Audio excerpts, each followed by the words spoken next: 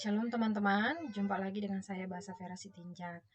Kali ini di video saya ini saya ingin menjelaskan tentang tugas saya yaitu membuat proposal PTK. Baik, saya akan buka filenya. Ya, ini dia teman-teman. Saya buat nomor pertama yaitu judulnya, yaitu peranan model CTL atau Contextual Teaching Learning dalam meningkatkan minat dan hasil belajar siswa kelas 6 SD Negeri 124386 Pematang Siantar pada mata pelajaran PAK tahun 2021-2022. Ini kemudian ada judul di lembar kedua yaitu lembar pengesahan usulan. Di sini saya buat lembar usulannya seperti ini. Yang nantinya jika sudah diperiksa dan disetujui, maka PTK akan dikerjakan. Di bab pertama yaitu berisi tentang pertama sekali latar belakang masalah, yaitu tentang apa masalah yang saya temui di lapangan atau di sekolah, khususnya kelas 6 SD 12486 tersebut, yaitu bahwa dalam pembelajaran masih dominan dilakukan dengan metode ekspositori atau ceramah.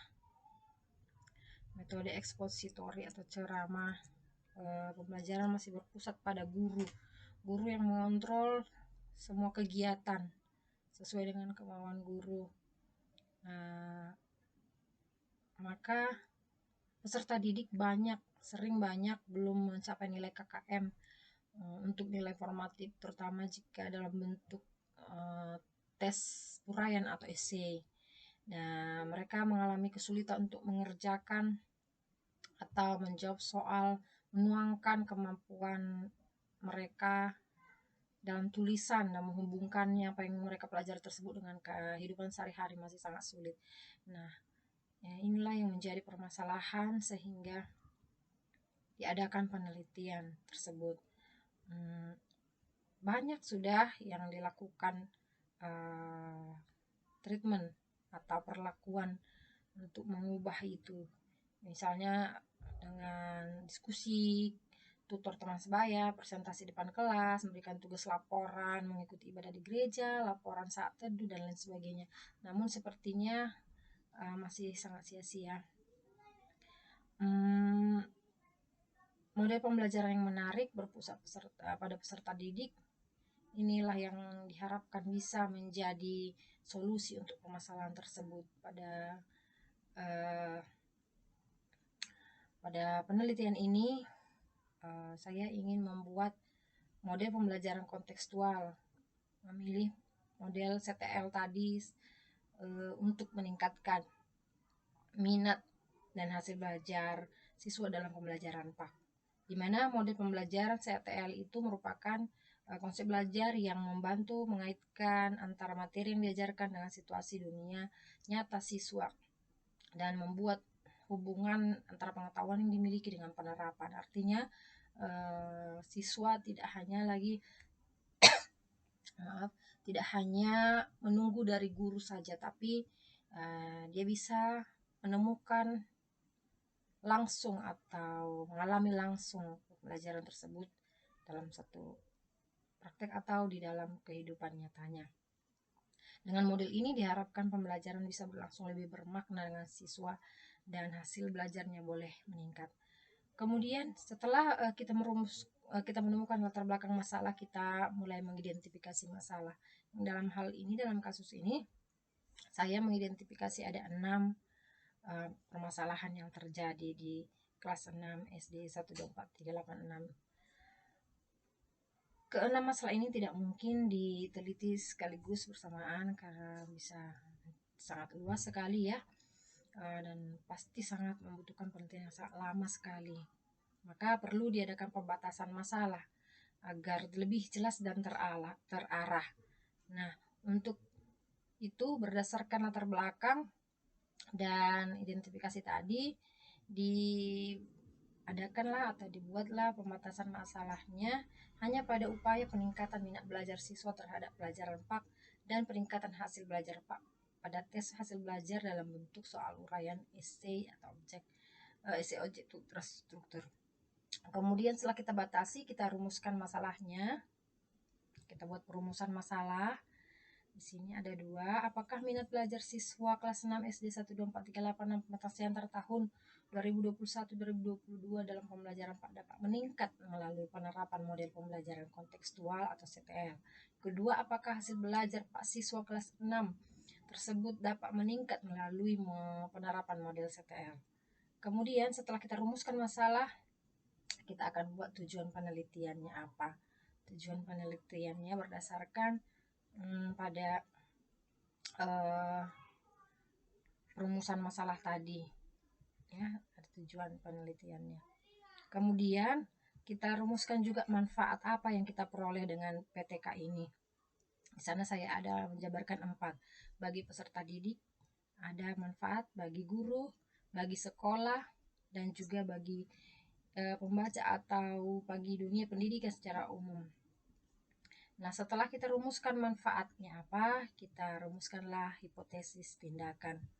Dengan menerapkan model CTL dalam pembelajaran PAK di kelas 6, maka minat belajar siswa kelas 6 SD Negeri 12438 Pematang Siantar akan meningkat.